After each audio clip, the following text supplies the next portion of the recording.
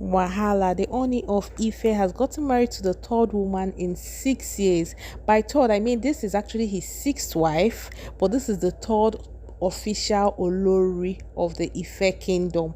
And these are pictures from their private traditional marriage ceremony. Oh well, sit back and listen to all you need to know about the Oni and his bevy of beautiful ladies, why he married them and what led to their breakup. Sit back and enjoy.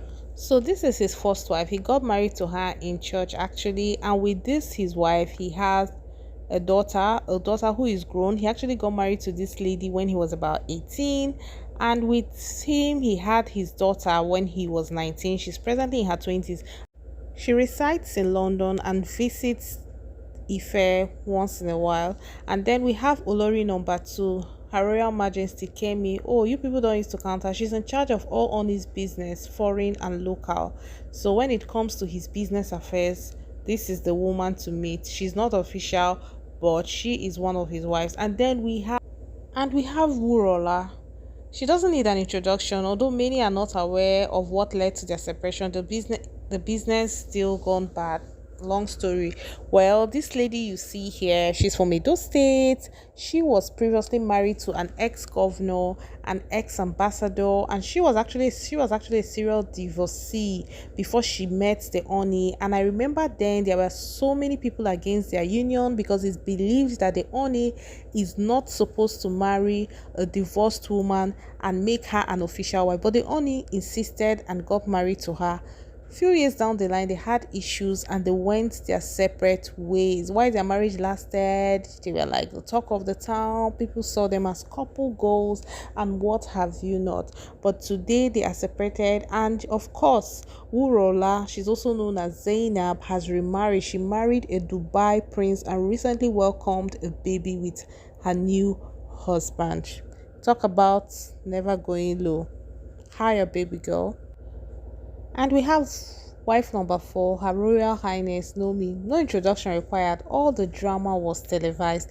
She was actually the most popular of all his wives because when they got married, she was actually pretty young, in her early 20s, a prophetess. A lot of people had this question of, is she really a prophetess? How is she going to combine being a prophetess with being an Olori? I remember at the initial stage of their marriage, people made jokes about how she was an Olori of a balanced diet Olori, in the sense that she would perform traditional rites and then go and host night vigils. A lot of people questioned her Christianity. A lot of people questioned her spirituality because they felt, oh no, it's not possible for a woman who calls herself a prophet of God to be married to an Oni who is like a custodian of tradition. And of course, we know that so many traditional beliefs, rites, and all are not Christian like.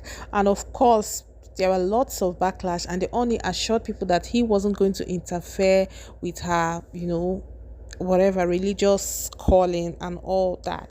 So back to the gist. And then months later, this lady released a long statement stating while the marriage that she was done with the marriage. She didn't really say the exact thing, but from all what she said, I guess it had to do with emotional and psychological abuse. I heard they only had so many women around him. His sisters were controlling, and then there was a counter gist. The Oni's team debunked it by saying that the lady's family were exploiting the Oni. They were taking so much for him. Of course, I didn't believe them. Of course, I chose the lady's version over what the Oni had to say. So they went their separate ways. After a while, the Oni tried to reach out to her by begging, because of course this lady bore him the heir to the throne, and as tradition demands, the boy is not to be raised outside the throne. But the lady went with the boy because he was less than 2 years at the time the marriage ended in 2021. She seemed to have moved on with her life, although recently she said something about being intimidated and that she was going to speak. But we're still hoping for her to speak, but she hasn't said anything yet. And of course, let us move to all needs number 1 side chick, Ashley. Forget I called her side chick. She's actually his wife, Ashley. People don't count her because she is actually the love of his life and was to be instilled before Naomi, but due to an impediment that she already has a child, hence can't be the one to produce the heir to the throne. Her presence in the palace is part of the fracas in the 3 years of Naomi's reign. Naomi is actually the wife, the lady you saw before, the one who was a prophetess. So this lady was actually present because the Oni actually loves her, but the fact that she can't produce the heir and she cannot be the official Olori because she is a single mom. She was previously married, so you can imagine that, because she is the person that the Oni loves. And in the wake of Nomi's call outs, when Nomi actually announced the end of her marriage, I remember this lady went on a long rant on Instagram saying a whole lot of stuff, just which seemed to me like she was actually mocking Nomi and all that. But Nomi, of course, didn't respond to that. And of course, let's talk about the latest wife, the latest Mariam. She's from Kogi State. The latest, targeted because of her perceived connections, only has entered one chance. That is all I have to say, according to this person on Instagram. These are the dynamics. They only marries for connections and for air. If you have been married or had a child before, the impediment won't prevent him from marrying you. It will simply prevent him from being the official named Olori who will birth the heir of Ife. Of course, when you see Mariam has been married before. Kemi was married before, so she was married for connection. The outrage when Wunora married, that's the Edo lady, because she has been married before and shouldn't be named Olori because of the ongoing business deal they had together. She insisted an Olori status, and instead of being just one of the king's wife, Naomi was married for the hair. She no get connection. Actually married for love, no Oloriship or heirship, just an official on his wife. So Mariam, who is the latest, of course, is for connections and heirship. So she's coming in as Olori. There are other wives in the palace, but but they are not named Olori. Yeah, there are other women, multiple women. I heard has over 20 wives, and they are all in the palace relaxing. So this is the latest wife, Mariam, from Kogi State. Hold on, you're going to see a video of part of the rituals initiating her into the Ife kingdom. From all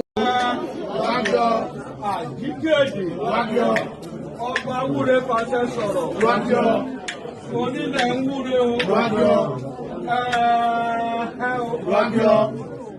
jìgbìnì bí àtẹ̀lẹ̀kẹ̀ olórí aládé òkìrìkìrì.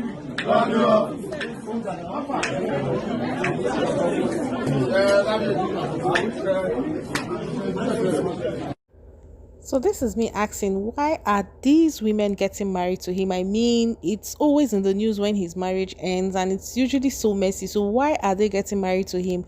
In the next few years now, in the next 2 years, we are going to read another epistle from another woman screaming like she didn't know. I mean, these things are so obvious. These things are on the internet. But why do women do this to themselves?